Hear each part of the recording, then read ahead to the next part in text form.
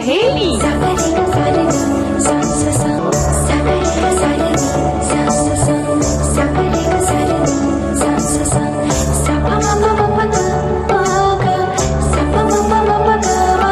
सखी सहेली।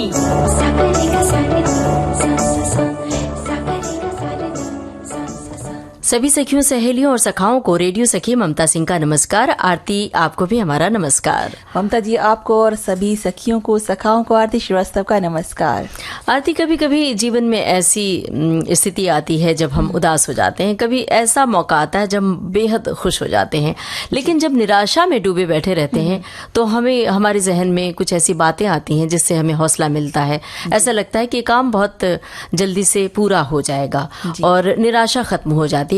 कुछ ऐसे व्यक्तियों को हम याद करते हैं, कुछ ऐसे महापुरुषों को याद करते हैं जब हमारे भीतर हौसले का संचार होता है। वो उनकी जो पूरा जीवन जो रहता है वो प्रेरणादायक होता है। हाँ। अगर हम उनके बारे में पढ़ें, उनके बारे में हम जो भी सुनते हैं, पढ़ते हैं, तो हमारे अंदर की जो निराशा है वो अपने आप ही खत्म होने लगती है। तो निराशा के समय आंसू बहाने की बजाय बल्कि कुछ ऐसी बातें याद करें, कुछ ऐसी पराक्रम वाली बातें करें, प्रकाश की बातें याद करें, तो फिर हमारा मन थोड़ा अच्छा हो जाता है। संघर्ष को अगर हम पढ़ेंगे ना तो हमें लगेगा कि हम आगे कर सकते हैं संघर्ष। वो तो कहा गया है ना कि हम जब दूसरों का दुख देखते हैं तो अपना दुख बड़ा हल्का लगता है। तो ऐसी कुछ बात हम करने वाले हैं। आज विषय है गुरु गोविंद सिंह जयंती प्रकाश पर्व। इस मुद्दे पर हमारे श्रोताओं के क्या विचार हैं, वो क्या कहना चाहते हैं इस मुद्दे पर, वो लिख भेजें विविध भारती के फेसबुक पेज पर www.facebook.com/vbs Mumbai। और जब समय बदलता है, कई बार हमें बड़ी आसानी से कामयाबी मिल जाती है और कई बार हम बहुत ज्यादा संघर्ष करते हैं, बार बार किसी काम को करते हैं, तब जाके हमें सफलता मिलती है। तो जब संघर्ष का समय होता है तब भी यही बात होती है कि हम दुखी हो जाते हैं, निराश हो जाते हैं। लेकिन जब संघर्ष का समय बस हम इसमें से कैसे निकले बाहर, इस जगह से हम इस संघर्ष को कैसे पीछे, लेकिन संघर्ष तभी हम उस सफलता की तरफ जा सकते हैं जब उस संघर्ष से जब हमें सफलता मिलती है तो हमें लगता है कि हाँ भाई, हमने इस पड़ाव को पूरा किया या इस चीजों से हम जूझे, तो हमें आगे बढ़ने की प्रेरणा मिलती है कि हम, यानी कि हम कर सकते हैं, हम उसमें हमारे अंदर इतनी कैपेबिलिटी है कि हम इस चीजों को पार कर सकते हैं। यही विषय है, व्यक्तित्व निखारता है संघर्ष।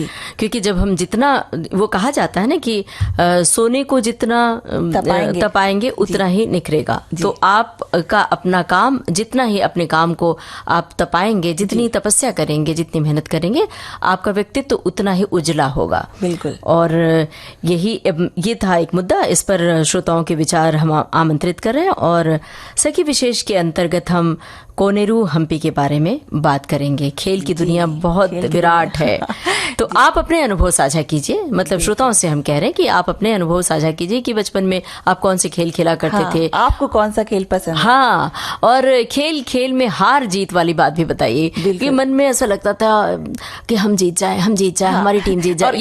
और इसको लेके, जीत को लेकर ऐसा तो नहीं कि आपने थोड़ा सा चीटिंग भी की हो कभी? हाँ, ये भी। जैसे हम भाई बहन के साथ में जब खेलते हैं तो ये चीज चलती है। यहाँ पर एक बात मैं बताती हूँ कि जब हम बचपन में खेलते थे, खेलते खेलते वो बहुत ही जो लड़कियों वाले खेल होते हैं वही खेला है, खो खो और इस तरह के खेल जो है खेलते थे। तो एक बार खेल में मेरी टीम हार गई और मैं बहुत दुखी हो गई, रोती हुई घर गई। तो मेरी माँ ने कहा कि क्या हुआ, तुम रो क्यों रही हो? तो मैंने कहा अरे मैं तो हार गई, इतने अच्छे से खेला हम सब ने, सारी सहेलियों ने, लेकिन हार गए हम। तो मेरी माँ ने कहा कि कोई बात नहीं, एक हार होती है, एक जीत होती है। अगर जो जीत गए हैं तो उसकी माँ उसे कह रही होगी कि हाँ शाबाश बच्चे, लेकिन अगर तुम जीत जाती तो उसकी माँ भी तो उसको हो सकता डांटती, हो सकता कहती क्यों हार कर आई, तो इससे अच्छा है कि तुम हार कर आई, तो उसको शाबाशी मिलेगी। तो ये कुछ अजीब सी बातें भी माँ, तो अपने अंदर ही होना चाहिए कि अगर असफल हुए भी हैं, हारे भी हैं, तो वो भी हमें कुछ सिखा के जाता है। वो गलती हम वापस नहीं करेंगे तो हो सकता है हम अगली बार जीत जाए। खेल की दुनिया में जब जाते हैं तो खान पान का बड़ा महत्व होता है, बहुत ज्यादा। डाइट, शुरू से ही अच्छी डाइट लेना बहुत जरूरी है। हाँ। और ऐसी एक औषधि कहेंगे या फल कहेंगे उसे, आंवला। जारे वो तो ऐसा है कि उसको औषधि ही, और स्वाद भी बहुत होता है। ऐसा नहीं है कि केवल औषधि के नाम पे लगता है ना कड़वा कड़वा सा होगा या पता नहीं, लें कि नहीं लें। मीठा मीठा भी होता है उसका मुरब्बा, वही तो मुरब्बा, आंवले का मुरब्बा मीठा भी होता है। उसका स्वाद तीखा भी है, मीठा भी है, हर तरह का है, जैसा आप बनाना चाहें। हाँ, तो आंवले के गुण क्या क्या हैं ये भी बताएंगे। आंवले के स्वाद व्यंजन के अंतर्गत हम बात करेंगे। फिलहाल हम सखियों और सखाओं को सुनवा देते हैं ये गाना।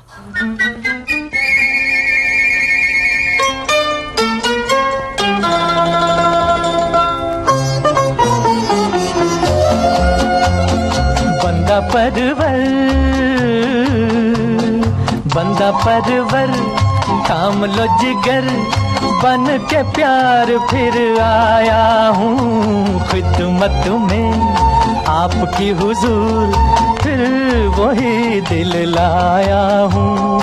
बंदा परवर थाम लो जिगर, बन के प्यार फिर आया हूँ खिदमत में आपकी हुजूर, फिर वही दिल लाया हूँ।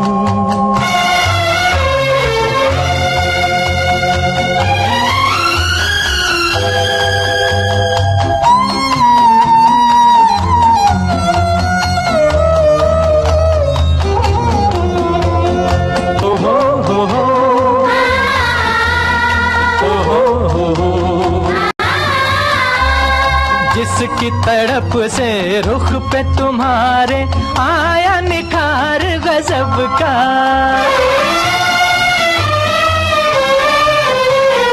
जिसकी तड़प से रुख पे तुम्हारे आया निखार गजब का, जिसके लहू से और भी चमका रंग तुम्हारे लब का, ये सुख ले जंजीर बने और भी तुम तस्वीर बने, आईना दिलदार का नजराना प्यार का, फिर वही दिल लाया हूँ।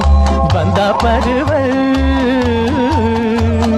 बंदा परवर थाम लो जिगर, बन के प्यार फिर आया हूँ खिदमत में आपकी हुजूर, फिर वही दिल लाया हूँ।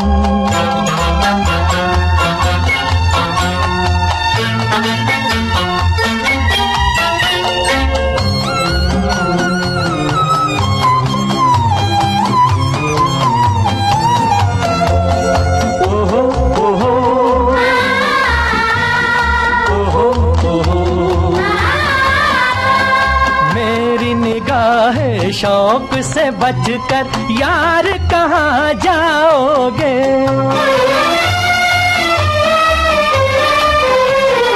मेरी निगाहें शौक से बचकर यार कहाँ जाओगे, पाँव जहाँ रख दोगे अदा से दिल को वहीं पाओगे, रहूं जुदा ये मजाल कहाँ, जाऊं कहीं ये ख्याल कहाँ, बंदा दिलदार का नजराना प्यार का, फिर वही दिल लाया हूँ।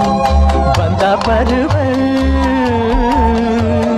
बंदा परवर थाम लो जिगर, बन के प्यार फिर आया हूँ खिदमत में आपकी हुजूर, फिर वही दिल ला। ये गाना सखियां और सखा सुन रहे थे। फिल्म थी फिर वही दिल लाया हूँ, और इस गाने में फिल्म का नाम छिपा हुआ है। और आती कभी कभी हमारे सामने बहुत बड़ी चुनौती होती है, कुछ ऐसी परिस्थिति आ जाती है कि ऐसी मनोदशा हमारे सामने होती है कि कुछ भी समझ में नहीं आता कि हम क्या करें। अक्सर हम इन परिस्थितियों से डरकर हार मानकर बैठ जाते हैं और फिर या तो किस्मत को कोसते हैं या परिस्थिति को, लेकिन डर बहुत लगता है इस बात से। बिल्कुल। और इस समय जैसे हमने पहले ही बात करी कि इस समय ऐसा समय होता है जब हमें किसी महापुरुष के बारे में सोचना चाहिए या किसी ऐसी नारी के बारे में सोचना चाहिए जिन्होंने बहुत कुछ अपने हासिल किया अपने जीवन में संघर्षों के बाद। तो ऐसे लोगों को हम जब पढ़ते हैं या सुनते हैं या उनके बारे में बात करते हैं ना, तो एक अलग से हमें एक उम्मीद मिलती है कि नहीं, हम भी इस काम को कर सकते हैं, हम भी इस परिस्थिति से बाहर निकल सकते हैं और जीत सकते हैं अपनी चीजों को। और आज प्रकाश पर्व है। प्रकाश पर्व के इस इस दिन को हम याद कर रहे हैं गुरु गोविंद सिंह जी को, जिन्होंने कहा कि इंसान को किसी से डरना नहीं चाहिए, ना ही किसी को डराना चाहिए। दोनों ही परिस्थितियां बुरी हैं, एक हमें कायर बना देती है, दूसरी अत्याचारी। गुरु गोविंद सिंह जी सिख धर्म के 10वें गुरु थे। उन्होंने ही खालसा पंथ की स्थापना की और गुरु गोविंद सिंह जी का जन्म पटना बिहार में हुआ था। इनकी माता जी का नाम गुजरी देवी और पिता का नाम गुरु तेग बहादुर था, जो कि सिख धर्म के 9वें गुरु माने जाते थे। जी, और गोविंद सिंह जी ने अपने 4 बेटों को अत्याचार के खिलाफ लड़ते हुए बलिदान कर दिया और कभी भी अत्याचार के आगे हार नहीं मानी थी उन्होंने। गुरु गोविंद सिंह जी की जयंती को हम प्रकाश पर्व के रूप में मनाते हैं और गुरु जी ने अपना पूरा जीवन लोगों की सेवा और सच्चाई की राह पर चलते हुए ही गुजारा था। और उनका ये भी कहना था कि जो इंसान अपने जीवन में सच्चाई और न्याय के मार्ग पर चलता है, वही वास्तव में जीवन का उद्देश्य पूरा करता है। इनकी वीरता के किस्से और इनके उपदेश हमें जीवन को सही तरह से जीने की प्रेरणा देते हैं, जीवन का सही तरीका सिखाते हैं। जब मुगलों से गुरु जी का भयानक युद्ध हुआ था तो उसमें गुरु जी की जीत हुई थी और गुरु जी को अत्याचारी मुगल शासक की मृत्यु का पता लगा। उस शासक ने मरते समय तक एक पत्र भी लिखा था उन्हें। बिल्कुल, और वो पत्र कुछ इस तरह था कि हैरानी इस बात की है कि जो सब कुछ लुटा चुका था, यानी कि गुरु गोविंद सिंह जी लुटा चुका था, मतलब उन्होंने अपने बेटों को खो दिया था अत्याचार के खिलाफ लड़ते लड़ते, वो फतेहनामा लिख रहा था, यानी कि उन्होंने जीत हासिल करी। उसके बाद वो फतेहनामा लिख रहा था और जिसके पास सब कुछ था, यानी कि वो शासक, वो शिकस्तनामा लिख रहा है। इसका कारण ये था कि गुरुजी ने युद्ध अत्याचार के खिलाफ लड़ा था, न कि किसी निजी लाभ के लिए। आज हम इस प्रकाश पर्व को मनाते हुए गुरुजी से सबके लिए ये कामना करते हैं कि वो सभी के जीवन कहाँ खो गई। आप लगता है श्रोताओं की टिप्पणियां पढ़ने लगी। देखिए ना, श्रोताओं की बहुत सारी टिप्पणियां आई है गुरु गोविंद सिंह जी की जयंती पर प्रकाश पर्व के रूप में जो दिन मनाया जाता है। एक श्रोता ने लिखा है कि गुरु गोविंद सिंह जयंती प्रकाश पर्व सिखों के 10वें गुरु गोविंद सिंह जी की स्मृतियों को विनम्र नमन है। आज के दिन उनका ये प्रकाश प्रतिवर्ष मनाया जाता है। पटना के हरमिंदर साहिब और पंजाब के अमृतसर में ये कार्यक्रम विशेष रूप से आयोजित किया जाता है। जी, और एक और श्रोता है जो लिखते हैं कि प्रकाश पर्व पर हार्दिक बधाई और शुभकामनाएं। 1.25 लाख से एक लड़ाऊं, चिड़ियन ते मैं बाज चुड़ा तुड़ाऊं, तबे गुरु गोविंद सिंह नाम कहाऊं। शौर्य, बलिदान और धर्म रक्षा के प्रतीक सिखों के 10वें गुरु श्री गोविंद सिंह जी की जयंती पर श्रद्धापूर्वक स्मरण उनके अद्वितीय साहस, सत्य और सेवा के आदर्श युगों युगों तक प्रेरणा देते रहेंगे। और इसी में आगे लिखा हुआ है, नानक शाही कैलेंडर के मुताबिक प्रत्येक वर्ष पौष माह की सप्तमी तिथि पर गुरु गोविंद सिंह जी की जयंती मनाई जाती है। नानक शाही कैलेंडर को देखते हुए पौष सप्तमी पर ही इनकी जयंती मनाई जाती है और इसके अलावा अंग्रेजी कैलेंडर के अनुसार 22 दिसंबर 1966 में इनका जन्म हुआ था और अधर्म और अन्याय के विरुद्ध इनकी लड़ाई थी। इस तरह की बातें हमारे श्रोताओं ने लिखी है और कुछ लगभग इसी तरह की बातें हमारे श्रोताओं ने लिखी है। एक श्रोता ने लिखा है कि दुनिया का इतिहास ऐसे असंख्य लोगों से भरा पड़ा है जिन्होंने बहुत संघर्ष से जीवन में सफलता पाई। विकट से विकट परिस्थितियों में भी उनके कदम पीछे नहीं हटे। संघर्ष एक प्रकार से प्रकृति प्रदत्त होता है। ये भी गौरतलब है कि संघर्ष के अभाव में हमारी शक्ति अविकसित रह जाती है। यदि परमात्मा ऐसी व्यवस्था कर देता कि हमारा जीवन बिना अवरोधों के सरलता से चलता रहता तो हम पंगु रह जाते। संघर्ष सफलता के लिए आवश्यक होते हैं और संघर्ष से मिली सफलता बहुत सुखमय होती है। तभी हमारे व्यक्तित्व में सोने जैसी चमक आती है। दूसरे शब्दों में कह ले तो संघर्ष से निकलने के बाद जो परिणाम मिलता है वो हमारे व्यक्तित्व में 4 चांद लगा देता है। ये जो संघर्ष से व्यक्तित्व को कैसे निखारे उस बात पर इनकी टिप्पणी थी। एक और श्रोता है जो कहते हैं कि गुरु गोविंद सिंह जयंती प्रकाश पर्व सिखों के 10वें गुरु गोविंद सिंह जी की स्मृतियों को विनम्र नमन है। आज के दिन उनका ये प्रकाश पर्व प्रतिवर्ष मनाया जाता है। पटना के हरमिंदर साहब और पंजाब के अमृतसर में ये कार्यक्रम विशेष रूप से आयोजित किया जाता है। अब एक गाना सुन लेते हैं, फिर और बातें करते हैं। दीवाना मुझसे नहीं इस अंबर के नीचे,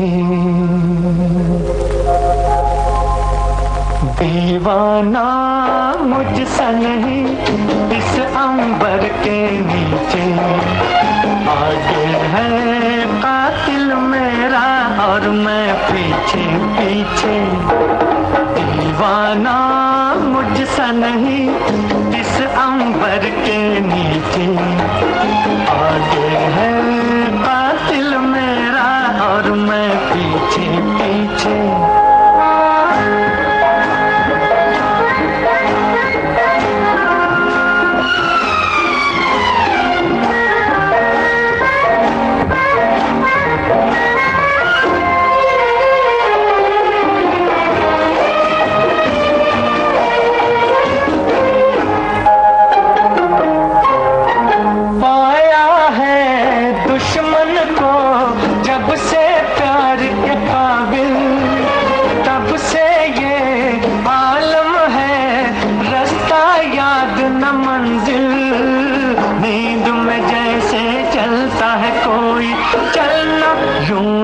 आंखें मीचे, दीवाना मुझसा नहीं इस अंबर के नीचे, आगे है कातिल मेरा और मैं पीछे पीछे।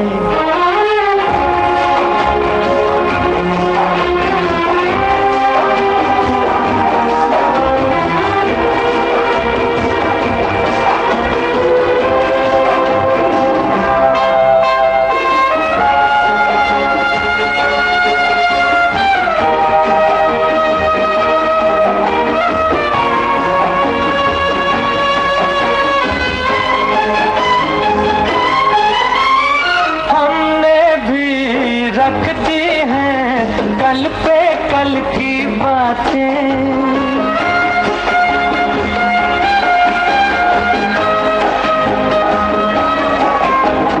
हमने भी रख दी हैं कल पे कल की बातें, जीवन का हासिल है पल दो पल की बातें, दो ही घड़ी को साथ रहेगा करना क्या है तन्हा जी का, दीवाना मुझसा नहीं इस अंबर के नीचे, आगे है कातिल मेरा और मैं पीछे पीछे, दीवाना मुझसा नहीं इस अंबर के नीचे।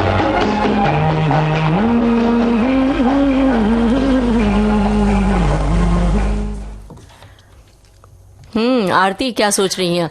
आपको एक किस्सा याद है क्या? कौन सा? अब चलिए हम शुरुआत कर देते हैं तो शायद याद आ जाएगा। एक बार एक आदमी को बगीचे में टहलते हुए किसी टहनी से लटकता हुआ एक तितली का कोकून दिखाई पड़ा। याद है आपको? आने लगा ना। अब आगे सुनिए। अब वो आदमी हर दिन उसे ध्यान से देखता और फिर आगे चल देता। अब तो पूरा याद आ गया होगा, आ गया बिल्कुल। है ना? एक दिन उसने देखा कि उस कोकून में एक छोटा सा छेद बन गया है। उस दिन वो वहीं बैठ गया और बड़े ध्यान से उसे देखता रहा। अगर याद आ गया है तो आगे बताइए फिर क्या हुआ? बिल्कुल, अब मैं बताने ही जा रही हूँ। तो उस आदमी ने देखा कि तितली उस छेद से बाहर निकलने की बहुत कोशिश कर रही है, लेकिन बहुत देर तक कोशिश करते रहने के बाद भी वो निकल नहीं पा रही थी। फिर कुछ समय बाद वो बिल्कुल शांत हो गई, जैसे उसने हार मान ली हो। ये देखकर उस आदमी ने उस तितली की मदद करने की बात सोची और उसने एक कैंची उठाई और कोकून के मुंह को इतना बड़ा कर दिया कि तितली आसानी से बाहर निकल जाए। अब ये कहानी हम बता क्यों रहे? क्योंकि संघर्ष से निखरता है व्यक्तित्व। अब आगे की कथा जरा सुन ली जाए। और हुआ बिल्कुल ऐसा कि तितली बिना किसी संघर्ष के आसानी से बाहर निकल आई। पहले तो उसने खूब संघर्ष की कोशिश की, लेकिन हार कर बैठ गई।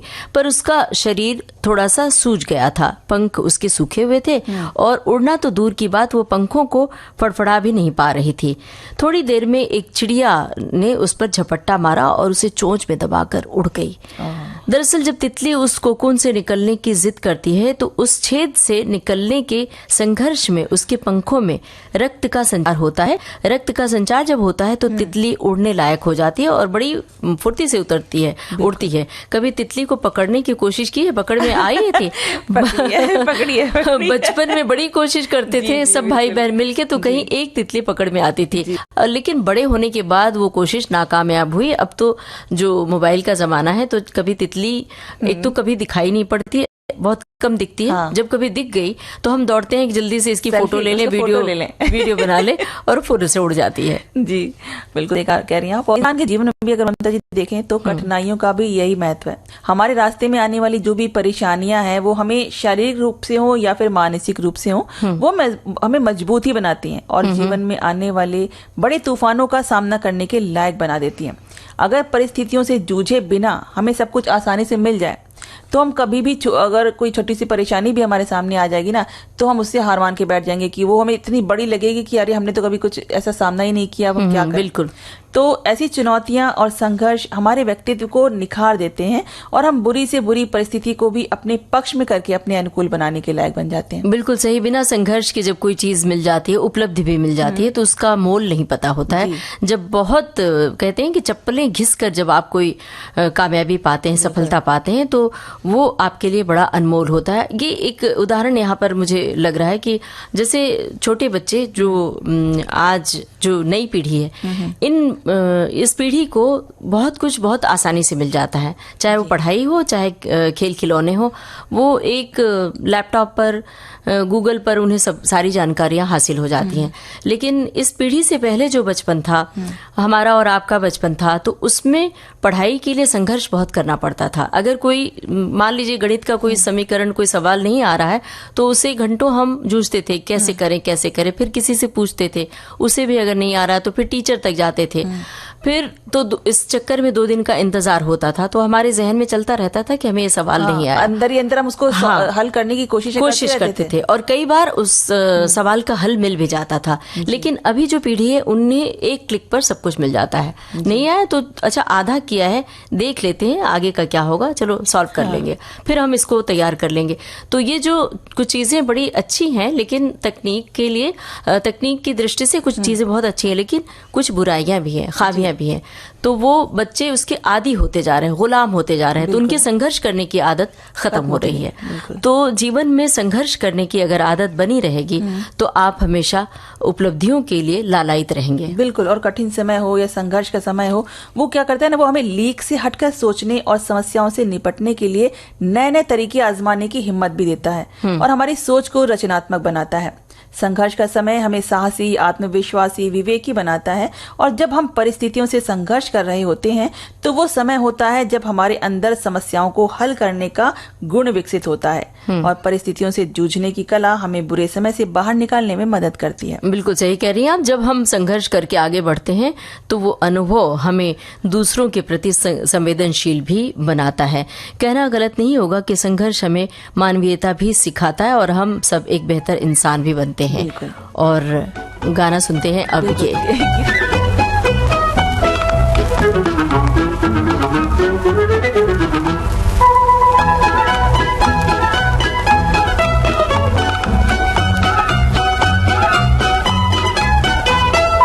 देखो कसम से कहते हैं तुमसे हाँ, तुम भी जलोगे हाथ मलोगे रूठ के हमसे हाँ। देखो कसम से कहते हैं तुमसे हाँ, तुम भी जलोगे हाथ मलोगे रूठ के हमसे हाँ।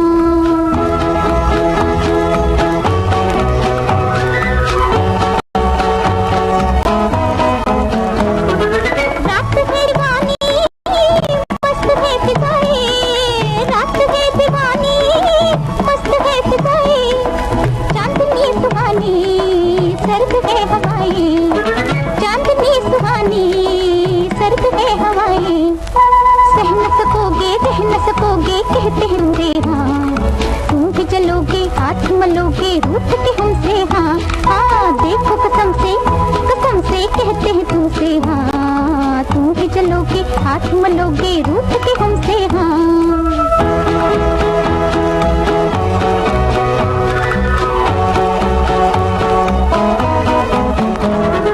जाते हो तो जाओ चल दिए दिखूंगी, जाते हो तो जाओ चल दिए दिखूंगी, आप या ना अब नहीं है गम भी, आप या ना अब नहीं है गम भी।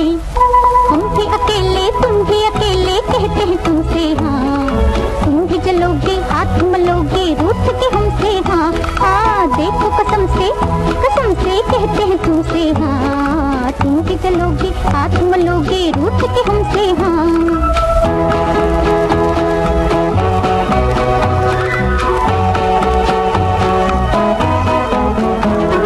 क्या लगाई तुमने ये कसम कसम से, क्या लगाई तुमने ये कसम कसम से, लो ठहर गए हम, कुछ कहो भी हमसे, लो ठहर गए हम, कुछ कहो भी हमसे, बन के न चलिए तन के न चलिए, कहते हैं तुमसे हाँ, तुम भी जलोगे, हाथ मलोगे, रूठ के हमसे हाँ। देखो कसम से कहते हैं तुमसे हाँ, तुम भी जलोगे, हाथ मलोगे, रूठ के हमसे हाँ। हाय देखो कसम से कहते हैं तुमसे हाँ, तुम भी जलोगे, हाथ मलोगे, रूठ के हमसे हाँ।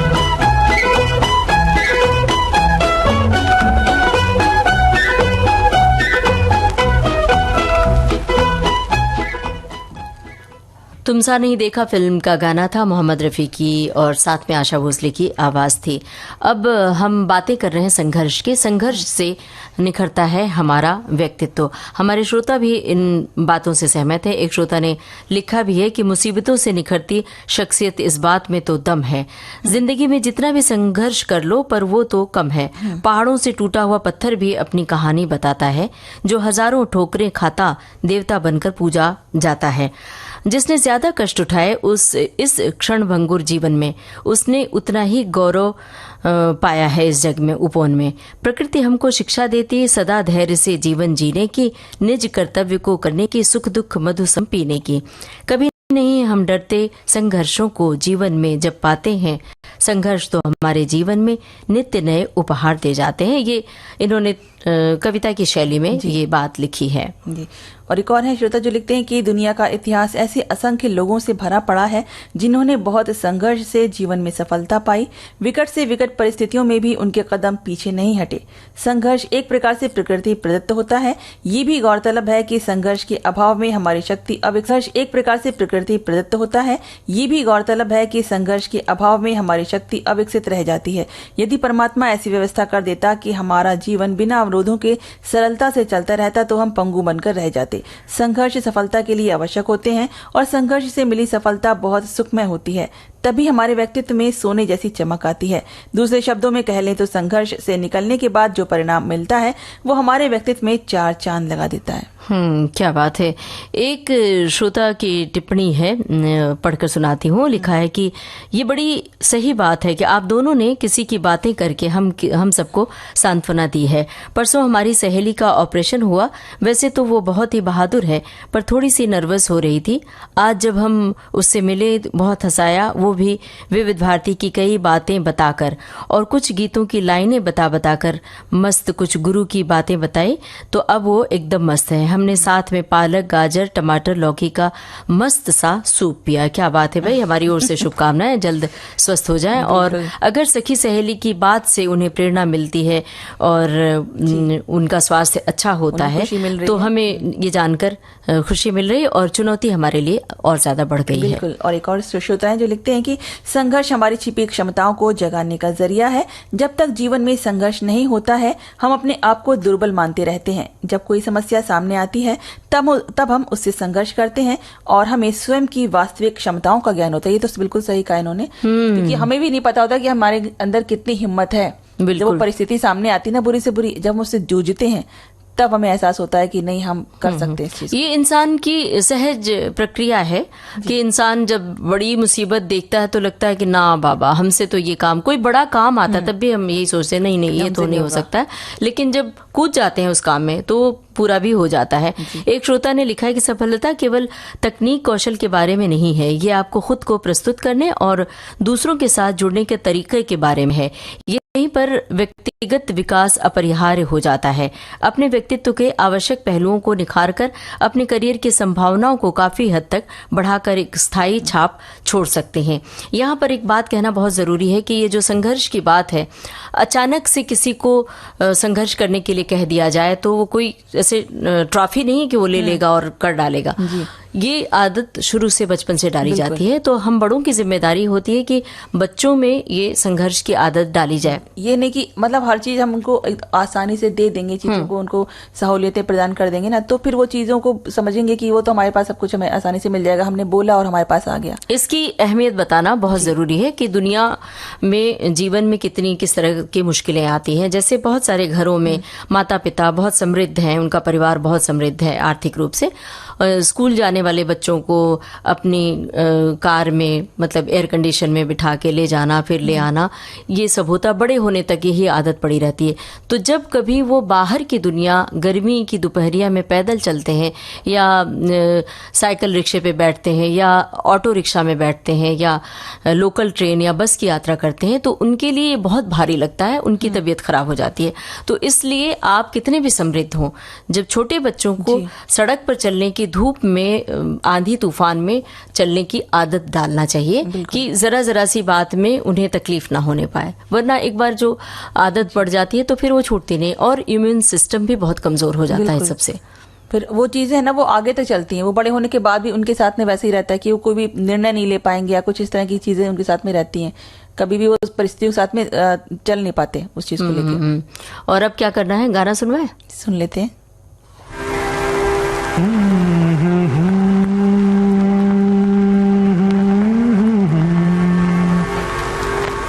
आपका मुस्कुराना मुझे देख कर, आपका मुस्कुराना मोहब्बत नहीं है तो फिर और क्या है, हो मुझे देख कर आपका मुस्कुराना।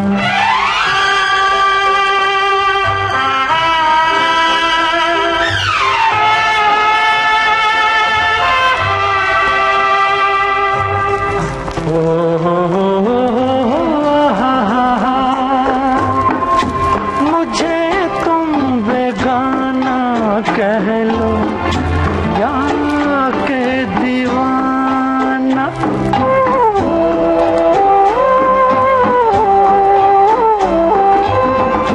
मगर ये दीवाना जाने दिल का फसाना, बना वट में दिल की हकीकत छुपाना, मोहब्बत नहीं है तो फिर और क्या है, हो मुझे देख कर आपका मुस्कुराना।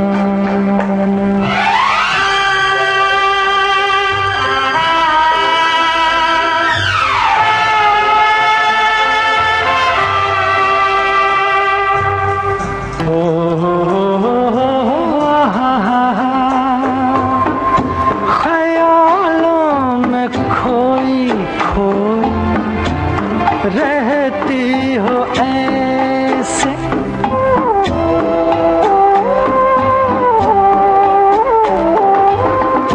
मुसाफिर की चलती फिरती तस्वीर जैसे आशिकी की नजर शायराना, मोहब्बत नहीं है तो फिर और क्या है, हो मुझे देख कर आपका मुस्कुरा। जाने कितनी पीढ़ियों की स्मृतियों में बसी है विविध भारती की विशेष जयमाला। फिल्म जगत की तमाम मशहूर हस्तियों ने पेश किया है ये कार्यक्रम। अमिताभ बच्चन। शुरू में लोग मुझसे कहते, ये भी कोई नाम हुआ, अमिताभ। बड़ा अजीब सा नाम है, और फिर साथ में बच्चन। लोग तुम्हें बच्चा कहेंगे। मेरे साथियों का विचार था कि इस नाम के साथ मुझे प्रसिद्धि नहीं मिलेगी, लेकिन मैंने कोई और नाम रखने का स्वीकार नहीं किया। मीना कुमारी। आज मैं अपनी पसंद को आपकी पसंद मानकर आपके इस खास कार्यक्रम जयमाला को पेश करने लगी हूँ। जीवन।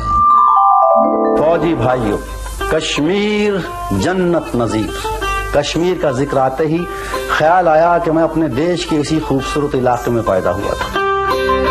देव आनंद।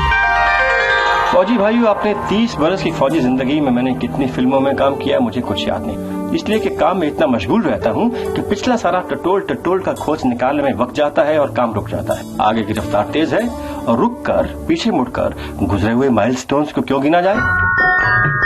बीते करीब 6 दशकों से ज्यादा वक्त से विविध भारती पर गूंज रही है विशेष जयमाला। हर शनिवार शाम 7 बजे सिर्फ विविध भारती पर। विविध भारती पर बहती है सुरों की सरिता।